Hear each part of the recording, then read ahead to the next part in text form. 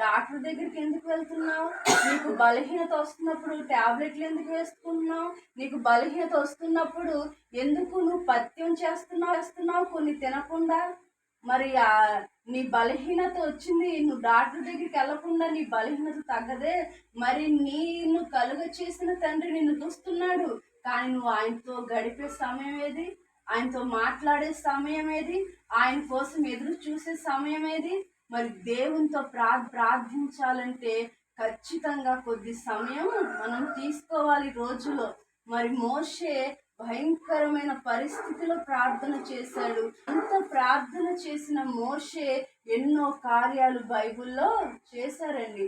ఆయన ఊరినే దేవుడు ఎన్నుకోలేదు.